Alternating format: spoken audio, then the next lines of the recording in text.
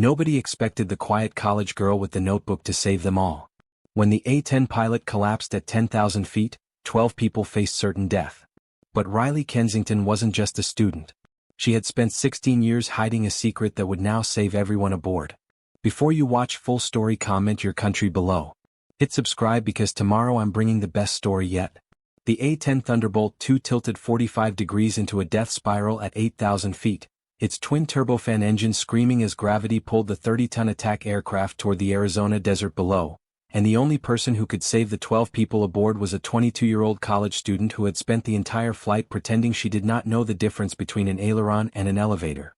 Lieutenant Colonel Marcus Webb had been flying A-10 Warthogs for 17 years, had logged over 2,000 combat hours over Iraq and Afghanistan, had survived surface-to-air missiles and enemy fire that had shredded his aircraft's titanium bathtub cockpit, but he never expected that the person who would save his life would be the quiet brunette sitting in the observer seat behind him, the one with the University of Arizona backpack and the nervous smile who had introduced herself that morning as just another student interested in military aviation from an academic perspective.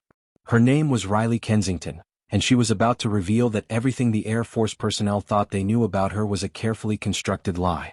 The morning had started like any other demonstration flight at Davis-Monthan Air Force Base in Tucson, with the crisp November air carrying the smell of jet fuel and desert sage across the flight line where a dozen college students gathered near the massive A-10 Thunderbolt II that squatted on the tarmac like a predatory bird waiting to strike. Riley had arrived early, dressed in jeans and a university hoodie, carrying a worn backpack stuffed with notebooks and textbooks that made her look exactly like what she was supposed to be, an undergraduate participating in the Air Force's educational outreach program designed to inspire young people about careers in military aviation and aerospace engineering. She had filled out all the paperwork listing her major as journalism, her reason for attending as research for an article about military technology, and her aviation experience as none whatsoever, which was precisely what she wanted everyone to believe. The other students chatted excitedly as they approached the aircraft, most of them pulling out smartphones to take pictures of the legendary Warthog with its distinctive twin engines mounted high on the fuselage, its enormous Gu-8 Avenger 30mm rotary cannon protruding from the nose like the stinger of some mechanical wasp, and its surprisingly ungainly appearance that belied its reputation as one of the most survivable and lethal close air support platforms ever built.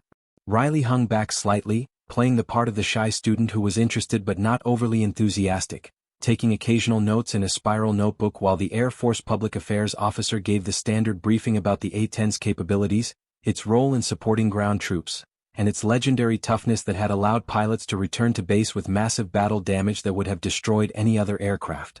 Lieutenant Colonel Webb emerged from the operations building in his flight suit, helmet bag slung over one shoulder, projecting the calm confidence of a pilot who had flown this particular aircraft through situations that would terrify most people. He was 43 years old, with close-cropped gray hair and the weathered face of someone who had spent countless hours squinting into hostile skies, and he had volunteered for this demonstration flight because he genuinely enjoyed sharing his passion for the A-10 with young people who might one day serve their country in uniform.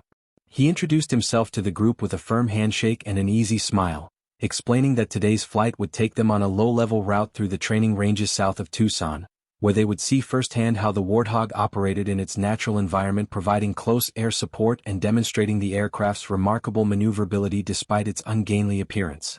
Riley shook his hand when her turn came, meeting his eyes briefly before looking down in what appeared to be nervous excitement, giving absolutely no indication that she had spent the last 4 years studying every technical manual, every emergency procedure, and every systems diagram related to the A-10 Thunderbolt II that she could get her hands on through connections that nobody in this group would ever suspect. Her father had been an A-10 pilot who had died when his aircraft was shot down over Baghdad in 2004, when Riley was just 6 years old, and she had spent her entire childhood obsessed with understanding the aircraft that had taken him from her, studying it with an intensity that went far beyond normal interest, learning everything about its systems and procedures through her mother's military contacts and through her own relentless research that had included hundreds of hours in civilian flight training and advanced flight simulators that replicated A-10 cockpit procedures with remarkable accuracy. She had earned her private pilot's license at 17, her instrument rating at 19, and had logged over 300 hours in high-fidelity A-10 simulators through a combination of civilian training programs and connections with retired Air Force pilots who had recognized her natural talent and her burning desire to understand the aircraft that had defined her father's life and death. But nobody at Davis-Monthan knew any of that, because Riley had deliberately concealed her aviation background when she applied for the educational flight program, understanding that revealing her true expertise would have resulted in endless questions about her motivations and probably would have disqualified her from the civilian observer program that did not allow participants with advanced flight training. She wanted to fly in an actual A-10, to experience the aircraft her father had loved, and she was willing to pretend to be just another curious college student to make that happen, even though maintaining the deception meant hiding knowledge and skills that had consumed her entire adult life. The pre-flight briefing took place in a small classroom where Lieutenant Colonel Webb used a PowerPoint presentation to explain the flight profile, the safety procedures, and what the students could expect during the 90-minute demonstration flight that would showcase the A-10's capabilities while keeping everyone safe and comfortable. Riley sat in the back row, taking notes that appeared to be the standard observations of an interested but inexperienced civilian, while her mind automatically processed the information through the lens of her hidden expertise, noting that Webb's planned route would take them through the Goldwater Range where the Air Force conducted realistic combat training, flying at altitudes between 500 and 10,000 feet while demonstrating the aircraft's ability to operate in hostile environments. The briefing covered emergency procedures in the perfunctory way that airline safety demonstrations did, explaining oxygen masks and egress procedures that nobody really expected to use, and Riley nodded along with everyone else while privately calculating that a catastrophic emergency at low altitude would give them less than 30 seconds to respond before the aircraft impacted the desert floor. The students were divided into groups for sequential flights throughout the day, with Riley assigned to the first group that would board the specially modified A-10B training variant that featured tandem seating, allowing an instructor pilot or observer to occupy the rear cockpit position. The aircraft had been configured to carry 4 additional observers in a modified cargo compartment behind the cockpits, along with a public affairs officer and a crew chief who would monitor the flight and assist with the educational experience, bringing the total number of people aboard to 12, including Lieutenant Colonel Webb in the front seat and Riley in the rear observer position directly behind him. The assignment to the rear cockpit had been random, based on alphabetical order, but Riley felt her heart racing as she climbed the boarding ladder and settled into the seat that would give her access to a full set of flight controls and instruments, even though the rear cockpit controls in this training variant were supposed to remain locked and inactive during demonstration flights with civilian observers. She strapped into the ejection seat with practiced efficiency that she had to consciously slow down to maintain her cover as an inexperienced civilian, fumbling slightly with the harness connectors in a way that looked appropriately awkward while ensuring everything was properly secured according to the procedures she had memorized years ago from technical manuals and simulator training. The crew chief helped her adjust the connections and verify that her oxygen mask and communication headset were properly fitted, speaking to her in the simplified terms that military personnel used with civilians who did not understand aviation terminology, and Riley played along by asking basic questions about what various switches and instruments did while privately recognizing every system and display in the cockpit from her simulator training. Lieutenant Colonel Webb climbed into the front seat and began his pre-flight checks with the methodical precision of a pilot who had performed this routine thousands of times, his hands moving across the instrument panel with unconscious competence while he called out checklist items to himself in a low voice that Riley could hear through the intercom system. She watched his procedures with concealed fascination, seeing in reality what she had only experienced in simulators, noting how the actual cockpit felt different from the training programs in subtle ways that no simulation could fully capture, the way the canopy frame restricted peripheral vision slightly more than expected, the way the instrument panels reflected the Arizona sunlight, the specific sound and vibration as the twin General Electric TF-34 turbofan engines spooled up to idle power, with their distinctive high-pitched whine that was so different from the turboprop engines in the civilian aircraft she had trained in. The engine stabilized at idle and Webb continued his checks, verifying that all systems showed green indications, that the flight controls moved freely through their full range of motion, and that the aircraft was ready for taxi and takeoff. He keyed the radio to request taxi clearance from ground control, and Riley felt the aircraft lurch slightly as he released the parking brake and added power to begin rolling toward the runway, the nose gear steering responding to his inputs as he maneuvered the Warthog through the taxiway system with the lumbering grace of a vehicle that was designed for survivability and weapons delivery rather than elegant ground handling. Through the canopy Riley could see the other students gathered near the operations building, watching and taking pictures as the A-10 taxied past, and she felt a moment of guilt about deceiving these people who had been nothing but welcoming and enthusiastic about sharing their aircraft and their mission. But the guilt was overshadowed by the overwhelming sense of connection she felt being in this cockpit, sitting in the same type of seat her father had occupied, surrounded by the same instruments and systems he had trusted with his life, feeling the same vibrations and hearing the same sounds that had been part of his daily experience during his combat tours. This was as close as she would ever come to understanding what his life had been like, and she was determined to experience every moment of it, even if that meant maintaining her deception about who she really was and what she really knew about this aircraft. Webb completed his run-up checks at the end of the runway, advancing the throttles to verify that both engines developed full power, testing the flight controls one final time, and verifying that all systems remained in the green. He received takeoff clearance from the tower and rolled onto the runway centerline, holding the brakes while he advanced the throttles to military power, and then released the brakes to begin the takeoff roll. The A-10 accelerated with surprising speed for such a large aircraft, the acceleration pressing Riley back into her seat as Webb held the nose gear on the runway until reaching rotation speed, then smoothly pulled back on the stick to lift the main gear off the concrete at 130 knots indicated airspeed. The Warthog climbed away from Davis-Monthan with its gear still extended, gaining altitude before Webb raised the landing gear and flaps, cleaning up the aircraft configuration as they turned southeast toward the Goldwater Range where the demonstration flight would take place. Riley watched the instruments and displays with concealed intensity, her eyes tracking the altimeter as they climbed through 5,000 feet, the airspeed settling at 250 knots as Webb leveled off and reduced power to cruise settings, the vertical speed indicator showing their rate of climb decreasing to 0 as they established level flight. Through the canopy she could see the Arizona desert spreading below them in shades of brown and gray dotted with sparse vegetation, the Santa Rita Mountains rising to the south, and the restricted airspace of the Goldwater Range stretching ahead where they would spend the next hour demonstrating what the A-10 could do in its natural environment. Webb's voice came through the intercom system as he began his commentary for the educational flight, explaining how the A-10 was designed specifically for close air support missions, how its titanium bathtub cockpit protected the pilot from ground fire, how its redundant flight control systems and separated engines allowed it to survive damage that would destroy other aircraft, and how its 30mm cannon could destroy tanks and armored vehicles with depleted uranium ammunition that could penetrate the heaviest armor. Riley listened with the appearance of fascinated attention while privately recognizing that his explanations were simplified for a civilian audience, leaving out the technical details that would be meaningless to people without aviation backgrounds but that would have been immediately clear to anyone who understood A-10 systems and procedures. They reached the western boundary of the Goldwater Range and Webb began a series of demonstration maneuvers that showcased the A-10's capabilities, rolling into steep turns that pressed everyone aboard into their seats with G-forces, pulling the nose up into climbs that demonstrated the aircraft's power-to-weight ratio, and then descending in simulated attack runs that showed how the Warthog could operate at low altitude in terrain that would be challenging for faster jets.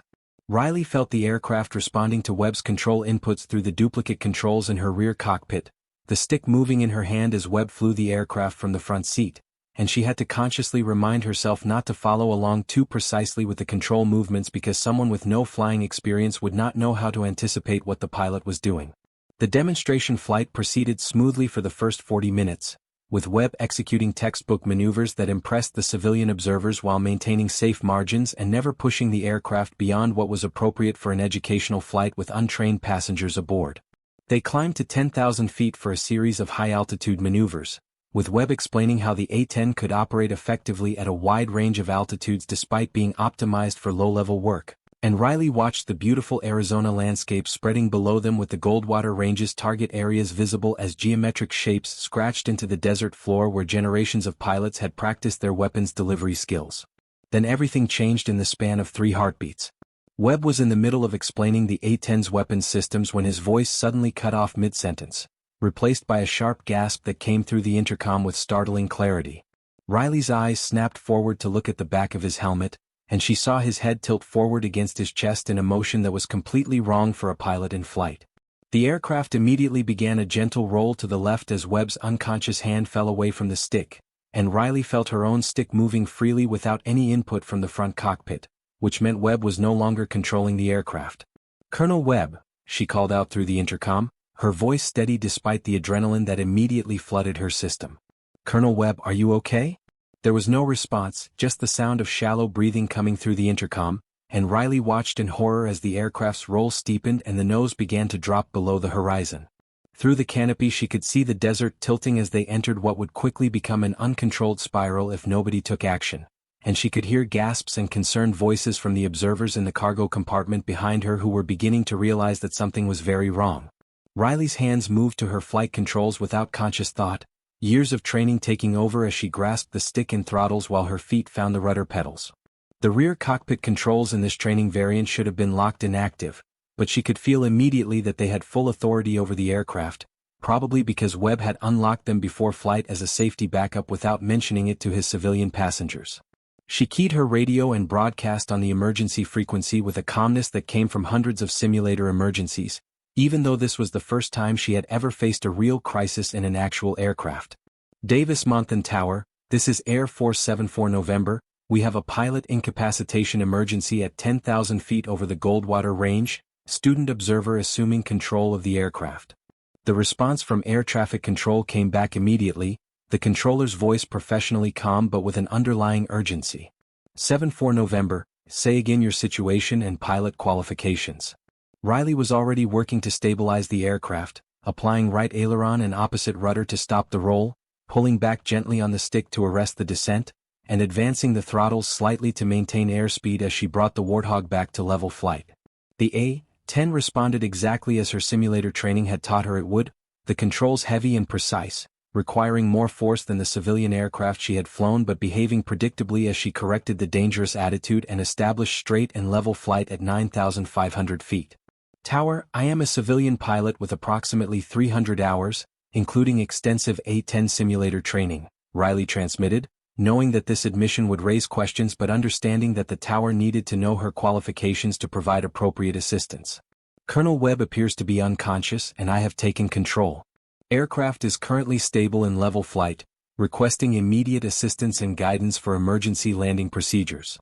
The response came from a different voice this time, someone senior who had taken over the radio, and Riley recognized the clipped professional tone of someone making rapid command decisions. 74 November, this is Davis Monthan Command Post. Understand you have control and aircraft is stable.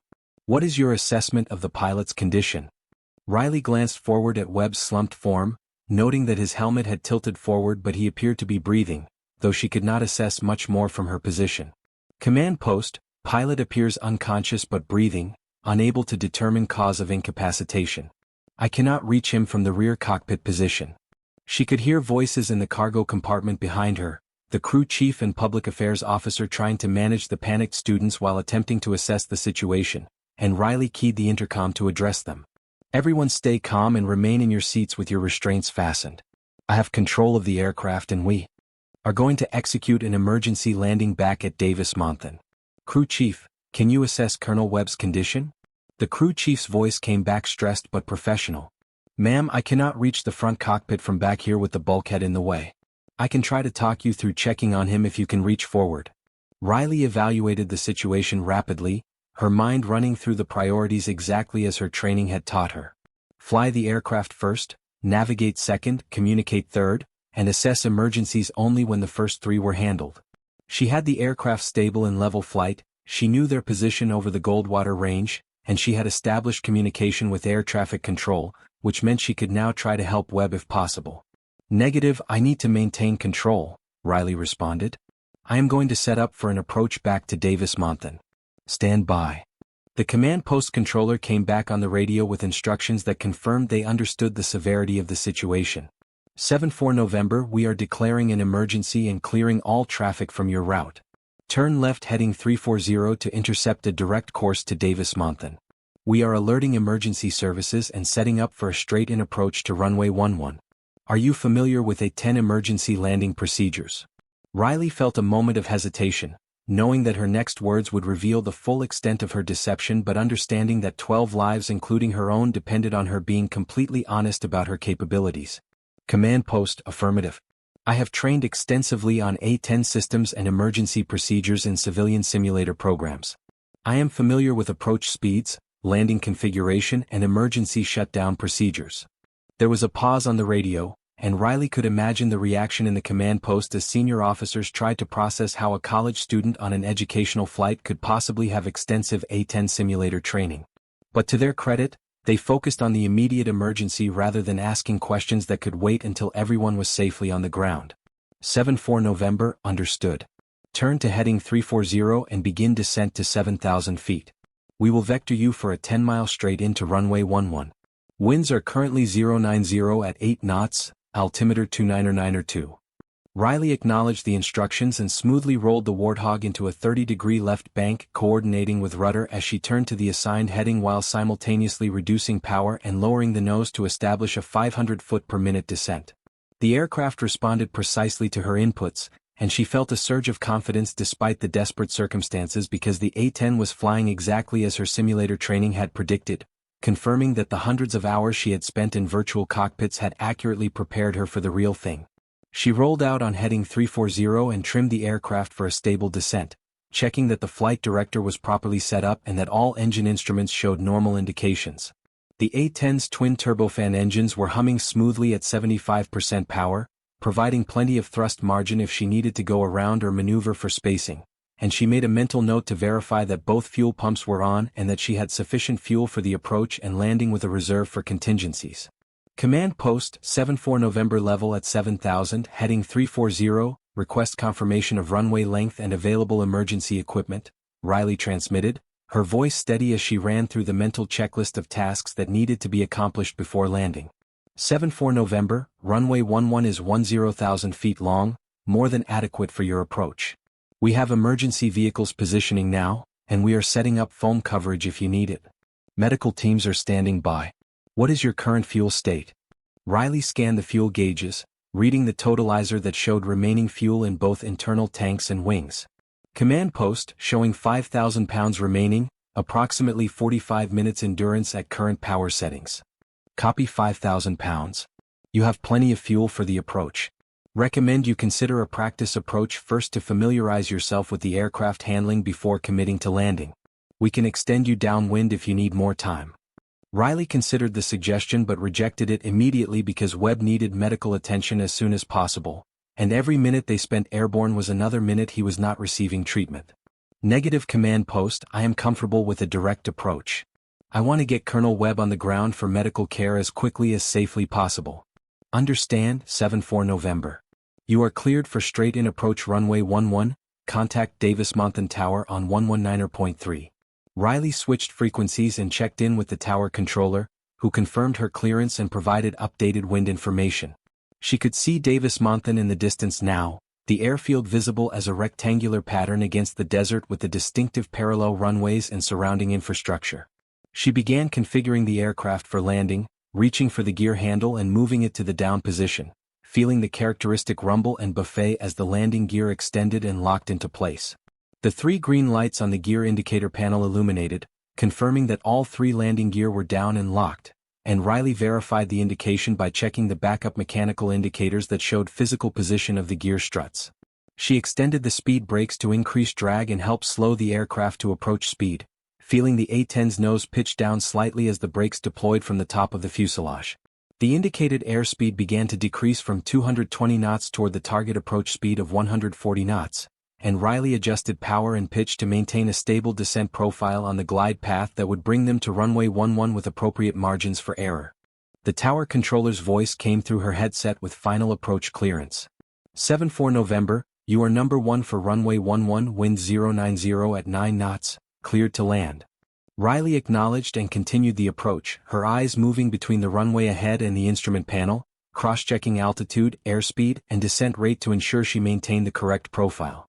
The A-10 was handling beautifully despite the heavy controls, responding predictably to her inputs, and she felt the confidence that came from realizing that her simulator training had prepared her remarkably well for this moment even though she had never actually landed an A-10 before. The runway grew larger in the windscreen as they descended through 2,000 feet, and Riley made small corrections to maintain the centerline and the proper glide path. She could see the emergency vehicles positioned along the runway, their red and yellow lights flashing in the afternoon sun, and she could see the crowd of people gathered near the operations building watching this drama unfold. They were passing through 1,000 feet now, approaching the point where she would need to make her final decision to continue or go around, and Riley evaluated all the parameters one more time before committing to the landing. Airspeed 140 knots, perfect. Sink rate 500 feet per minute, stable. Gear down and locked, confirmed. Flaps full, set. Engine instruments normal, check. Runway alignment good, fuel sufficient for go-around if needed. Every parameter was exactly where it should be, and Riley felt a moment of gratitude for the hundreds of hours of practice that had prepared her for this moment. They crossed the runway threshold at 50 feet, and Riley smoothly reduced power while beginning the flare, pulling back on the stick to arrest the descent and transition to a landing attitude. The A-10's main gear touched down with a firm thump that sent a jolt through the airframe, and Riley immediately lowered the nose gear while reaching for the speed brake handle to deploy full braking. The aircraft rolled down the runway with Riley using differential braking and nose wheel steering to maintain centerline, and she could feel the Warthog decelerating rapidly as the speed brakes and wheel brakes converted their kinetic energy into heat. 7-4 November, good landing, turn left on taxiway Alpha and proceed to the emergency services area, the tower controller transmitted, relief evident in his voice even through the professional demeanor. Riley acknowledged and turned off the runway as directed, following the guidance of a vehicle with a follow me sign that led her to a clear area where emergency vehicles and medical personnel were already positioned. She brought the A-10 to a stop and completed the engine shutdown checklist, systematically moving through each step to ensure the aircraft was properly secured before anyone attempted to egress. The engines spooled down with their characteristic whine decreasing in pitch, and finally the turbines ceased rotating and the cockpit fell silent except for the sound of people's breathing and the clicking of cooling metal. Emergency personnel immediately rolled stairs up to both sides of the aircraft, and Riley unstrapped from her ejection seat while medical technicians climbed up to access Webb in the front cockpit. She pulled off her helmet and stood on shaky legs, adrenaline still flooding her system as the full magnitude of what had just happened began to sink in. Through the canopy she could see the medical team carefully extracting Webb from the front seat, handling him with practiced efficiency as they assessed his condition and prepared to transport him to the base hospital. The crew chief appeared at Riley's side, his face pale but grateful. "Ma'am, I do not know who you really are, but you just saved all our lives. That was the most incredible thing I have ever seen." Riley managed a weak smile as she climbed down from the cockpit, her legs barely supporting her weight as the adrenaline began to fade and leave exhaustion in its wake. "Is he going to be okay?" "They're checking him now. Looks like maybe a heart attack or stroke, but he is breathing and they're getting him stabilized. Thanks to you getting us on the ground so fast, he has got a real chance." The other students emerged from the cargo compartment, their faces showing a mixture of shock, relief, and confusion as they tried to process what had just happened. The public affairs officer was already on his radio coordinating with base leadership, and Riley knew that within minutes she would be facing questions about who she was, how she had learned to fly the A-10, and why she had concealed her qualifications when she applied for the educational flight program. But those questions could wait, because right now medical personnel were loading Webb onto a stretcher and rushing him toward the waiting ambulance, and Riley felt overwhelming relief that she had been able to get him on the ground in time for treatment. Whatever consequences she faced for her deception would be worth it if Webb survived, and she silently thanked her father for inspiring her obsession with the A-10 that had given her the skills to save 12 lives including her own. A senior officer approached, his uniform identifying him as the base commander, and his expression showed a complex mixture of gratitude, confusion, and determination to get answers. "Miss Kensington, I am Colonel Anderson, commander of the 355th Fighter Wing. I want to thank you for your extraordinary performance today, but I also need to understand exactly what just happened and how a civilian college student has the training to land an A-10 Thunderbolt II." Riley took a deep breath, knowing that the time for deception was over and that she owed these people the complete truth. "Sir, my name is Riley Kensington, and my father was Captain James Kensington who flew A-10s with the 332nd Expeditionary Fighter Squadron. He was killed in action over Baghdad in 2004 when I was 6 years old. I have spent the last 16 years studying everything about the A-10, learning to fly through civilian training programs, and logging hundreds of hours in high-fidelity A-10 simulators because I needed to understand the aircraft that defined my father's life. I concealed my qualifications to get on this flight because I wanted to experience the real thing, to feel what he felt, and I knew that being honest about my background would have disqualified me from the civilian observer program." Colonel Anderson's expression softened slightly as understanding dawned. "Captain Kensington was your father? I served with him in the Gulf. He was one of the best pilots I ever flew with." "Thank you, sir. I just wanted to know what it was like for him, to understand the aircraft he loved enough to risk his life flying it. I never intended for any of this to happen." "Well, Miss Kensington, your deception violated program rules and created a security issue we will need to address, but you also saved 12 lives today, including one of my best pilots and a group of young people who trusted us to keep them safe. Those are extraordinary circumstances that will require extraordinary consideration." Right now, I need you to come with me to debrief while medical takes care of Colonel Webb, and then we will figure out what happens next. Riley nodded and followed Colonel Anderson toward the operations building, glancing back one more time at the A-10 sitting on the ramp surrounded by emergency vehicles. The aircraft looked massive and ungainly from this angle, its twin engines mounted awkwardly high on the fuselage, its straight wings designed for loitering rather than speed, its entire design philosophy prioritizing survivability and weapons delivery over elegance or performance. But Riley saw something more than just an ugly attack plane. She saw the connection to her father, the culmination of years of obsessive study and training, and the aircraft that had allowed her to save lives when it mattered most.